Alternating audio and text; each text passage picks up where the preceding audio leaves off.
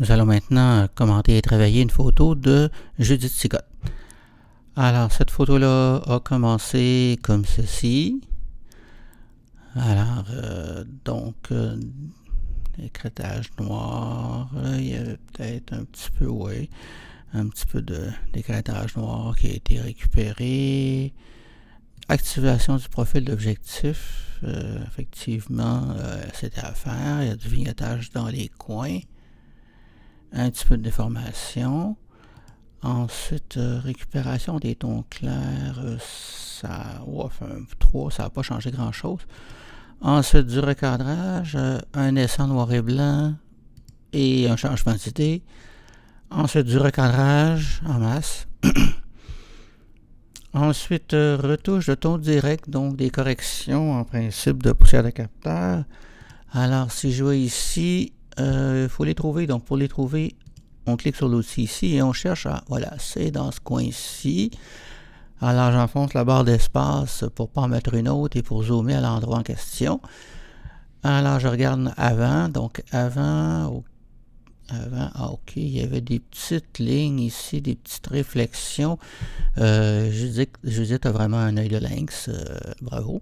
Alors, c'est une bonne idée, effectivement, d'avoir fait disparaître tout ça. Ajouter un contour, donc pinceau réglage. Alors, pinceau réglage, c'est ici, sur une petite zone, mais si je remarque, oui, ok, exposition un peu moins de saturation. Je sais pas c'est quoi l'idée d'avoir fait ça.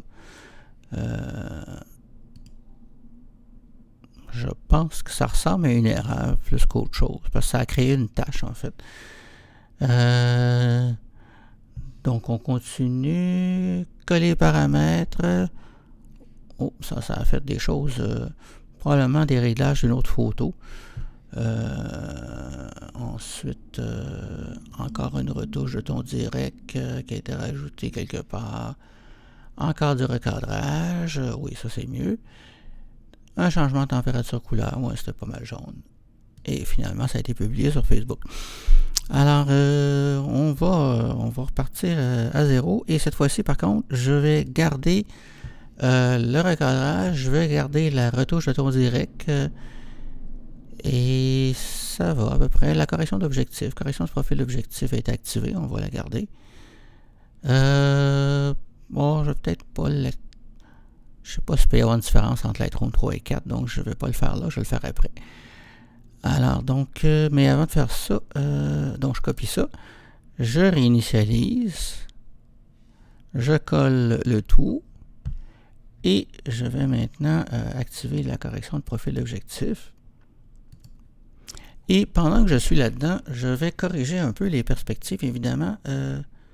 D'ailleurs, c'est assez intéressant. Les perspectives sont relativement droites. Il y a peut-être une petite affaire ici. Alors, on passe en manuel et là, je vais ajuster. Donc, on voit qu'à gauche, à droite, donc, ce qui est bizarre, c'est qu'il faut aller dans le sens opposé de ce que je me serais attendu. Un petit peu de rotation. Donc, c'est vrai que la photo était recadrée, donc probablement que c'est à cause de ça que c'était... donc, finalement, presque rien à faire. Je pense que beaucoup de soins ont été pris lors de la photo pour bien enligner le plan de l'appareil photo très verticalement. Donc à peine rien, une petite rotation de rien du tout. Alors tout à fait correct. Alors on contraint pour s'assurer qu'il ne nous manque pas de morceaux dans notre photo. Et voilà, donc une lentille Sigma 2.1770. Ok. Alors à cette stade-ci, j'aime assez bien la luminosité de cette photo-là. Je vais tout simplement ajouter de la clarté pour faire sortir un peu plus le relief de la structure. Alors avant, après, donc pas trop, peut-être 26 c'est peut-être trop, je vais aller peut-être à 21. Et maintenant, disons que je vais ajuster le point blanc pour que le blanc soit blanc, mais après ça, Je vais diminuer, faire sortir, jouer avec les courbes ici pour atténuer un peu les très hautes lumières. Donc les deux derniers curseurs ici, pour pas faire d'inflexion dans la courbe. Si j'avais bougé seulement le dernier, ça aurait fait une zone plate ici. Donc si je le fais comme ça, j'annule ça. Ah, ben c'est pas super, je l'ai pas fait beaucoup, mais bon, on fait quand même les deux. Ça rajoute un peu. Je vais voir maintenant. On pourrait peut-être jouer autrement dans le fond ici. Voyons voir, un peu moins là. Ouais, voilà, ça prendrait comme ça.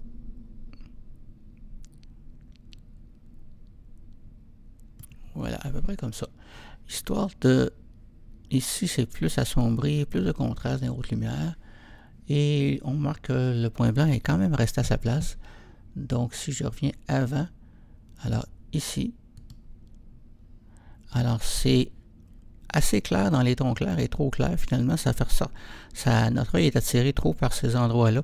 Donc, le fait d'avoir bougé la courbe d'un ton clair, ça diminue ça un peu. Je vais voir si je peux jouer dans les tons moyens. Je ne penserais pas. Peut-être un peu éclairer un peu les tons foncés.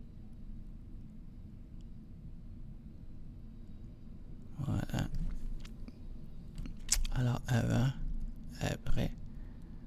Donc, ça évite un trop fort contraste entre les parties très claires et les parties sombres. J'aurais pu aussi jouer avec les tons clairs comme ceci. Ça aurait fait quelque chose du même genre aussi. Je sais pas si c'est mieux que les courbes. Peut-être que oui. Mais je pense que les deux ensemble, c'est encore mieux. Alors, là, ici, encore là, on a une zone claire ici qui est peut-être un peu trop claire pour rien.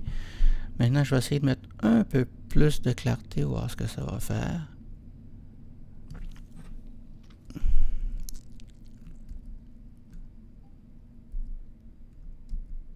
J'hésite un peu parce que ça fait ressortir un peu plus, un peu trop la texture de la pierre. Et ça ne devient pas tout à fait, disons, naturel. Alors, peut-être un peu plus de ton foncé. Voilà. Alors, c'est à peu près ça. Je vais regarder le cadrage maintenant.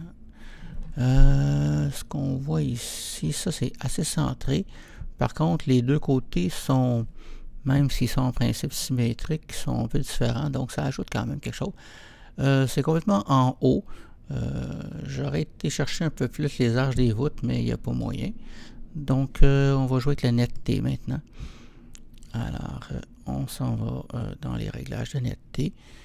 Alors, évidemment, dès qu'on augmente la netteté, le bruit survient. Alors, avant que je l'augmente,